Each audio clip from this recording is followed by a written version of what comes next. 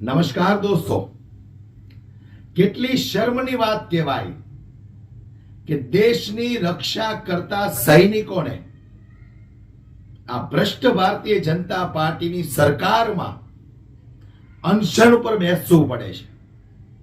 વિચાર કરો તમે, માજી સૈનિકો આજે છેલ્લા 20 દિવસથી અનશન ઉપર બેઠા છે.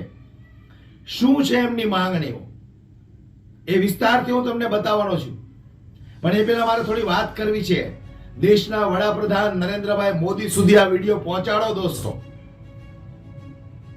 ચૂંટણી સમયે તમે દેશના શહીદ થયેલા જવાનોના નામે વોટ માંગો છો. શરમ આવી જોઈએ તમને કે આજે દેશના માજી સૈનિકો અનશન ઉપર બેઠા છે. ઓપરેશન સિંદૂર હાલમાં જ હમણાં 3 મહિના પહેલાની ઘટના છે. ઓપરેશન સિંદૂરના નામે તમે વોટ માંગો છો. એના નામે નત નવા તમે તાયફાઓ કરો છો. સમગ્ર ઘટના ગુજરાતની, સમગ્ર ભારતની જનતા જુએ છે.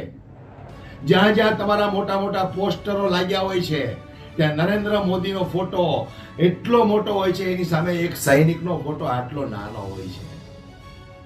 અને આ લોકો ચૂંટણી સમયે આ દેશના જવાનો જે શહીદ થઈ ગયા હોય છે એમના નામે વોટ માંગે છે. શરમ પણ નથી આવતી આ લોકોને. અને આજે એ માજી સૈનિકો 20 દિવસથી અનશન ઉપર બેઠા છે. વિચાર કરો તમે, એક આપણે આંકડો લગાવો કે કેટલાક સૈનિકો હશે વધીને 25, 50, 100. શું માંગણી છે એમની? કરોડો રૂપિયાના તાઇફાઓ તમે તમારા પ્રચારમાં કરો છો, રેલીઓમાં કરો છો, મોટા મોટા આયોજનમાં કરો છો. અરે એ તો ચૂંટણી સમયની વાત છે સાહેબ. 380 કરોડ કરતા પણ વધારે રૂપિયા તમે વિદેશમાં ફરવામાં બગાડી નાખ્યા છે આ ભારત દેશના. અને આ 10, 15, 20, 25 સૈનિકો જે અનશન ઉપર બેઠા છે એમની જે માંગણી છે બહુ નાની માંગણી છે, પણ તમારી ઓકાત નથી આ સૈનિકોની માંગણી પૂરી કરવાની. દોસ્તો, હું તમને બતાવવાનો છું, વિડીયોમાં છેલ્લે સુધી જોડાયેલા રહેજો કે આ દેશના માજી સૈનિકો એમની શું માંગણી છે. શરમ આવી જોઈએ મને ને તમને કે દેશની જે રક્ષા કરે છે, આપણા બોર્ડરની જે રક્ષા કરે છે, જ્યારે જ્યારે 15મી ઓગસ્ટ આવે છે ત્યારે આપણે તિરંગાને સલામ મારીએ છીએ, પણ જે દેશની રક્ષા કરનારા સૈનિકોને જો આજે ધરણા પર બેસવું પડતું હોય ને તો મને તમને આ કમળનું બટન દબાવતા શરમ આવી જોઈએ. ગૃહમંત્રી, મુખ્યમંત્રી હર વખતની જેમ દિલાસાઓ આપીને ત્યાંથી રવાના થઈ જાય છે. તો આટલી માંગણીઓ આ લોકો પૂરી ન કરી શકતા હોય, આટલા કરોડનું બજેટ, આટલા કરોડની મોટી પાર્ટી, કયા નામે તમે શહીદના નામે તમે વોટ માંગો છો? કયા મોઢે તમે આ સૈનિકના નામે વોટ માંગો છો? તમને શરમ આવી જોઈએ. આ સૈનિકો 20 દિવસથી અનશન ઉપર બેઠા છે, કોઈ બોલવા વાળું નથી. હું દેશની જનતાને કહેવા માંગુ છું કે આ નત નવા તાઇફાઓ કરતી આ સરકારને ઓળખો તમે. હું તો ખૂબ નાનો માણસ છું, તમે પણ સામાન્ય માણસ છો. સમગ્ર ભારત દેશનો માણસ, નાનો માણસ છે. આ સૈનિકોની સામે પોતાના જીવના જોખમે દેશની રક્ષા કરે છે. પોતાના પરિવારથી દૂર રહીને આ દેશની રક્ષા કરતા આ સૈનિકો આજે અનશન ઉપર બેઠા હોય ને તો મારે અને તમારા રૂવાડા બેઠા થઈ જવા જોઈએ. પણ મને તમને શું પડી છે? શું પડી છે આપણને? ખાલી 15મી ઓગસ્ટ આવે, 26મી જાન્યુઆરી આવે એટલે ખાલી તિરંગાને સેલ્યુટ મારી દેવાનો. જે કોઈ અવાજ ઉઠાવવા વાળું આ સૈનિકો પ્રત્યે કે આટલા દિવસથી અનશન ઉપર બેઠા છે, આ સરકાર શું કરે છે? શું કરે છે આ સરકાર? સરકારની અંદર નિર્ણય લેવાની તાકાત નથી. 1.5 વર્ષ ખેડૂતોનું આંદોલન ચાલ્યું. અન્નદાતા જે અનાજ પેદા કરીને મને તમને ખવડાવે છે,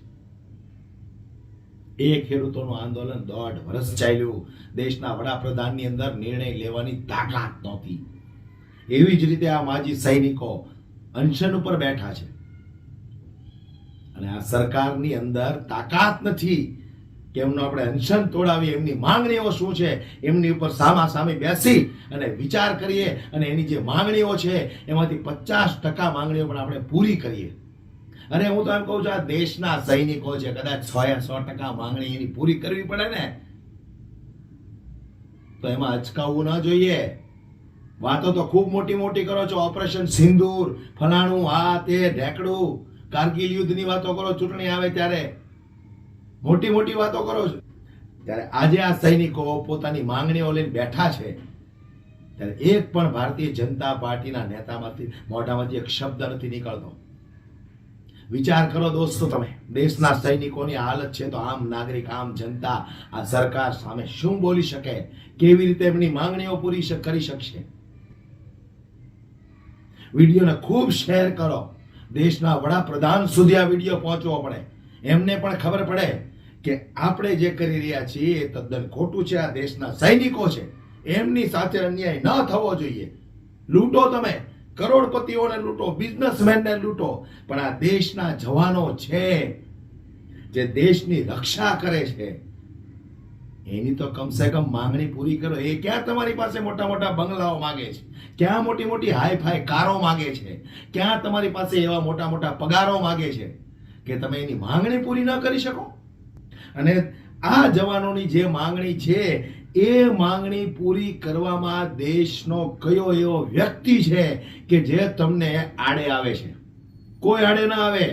દેશના સૈનિકો પ્રત્યે સમગ્ર ભારત દેશની જનતાને લાગણી હોય, કોઈ તમારો વિરોધ ન કરે, પણ તમારી અંદર તાકાત નથી આ દેશના સૈનિકોની માંગણી પૂરી કરવાની. દોસ્તો, વિચાર કરજો તમે, આ દેશના સૈનિકોની કેવી હાલત છે. એટલે જાગૃત તમારે બનવું પડશે, તમારી અંદરનો આત્મા તમારે જગાડવો પડશે. ચૂંટણી સમય આ એ જ લોકો છે કે જે દેશના શહીદ થયેલા જવાનોના નામે વોટ માંગે છે, છતાંય આપણી આંખો નથી ઉઘડતી. વિડીયોને ખૂબ શેર કરો, દરેક લોકો સુધી આ વિડીયોને પહોંચાડો. જય હિન્દ, જય જવાન.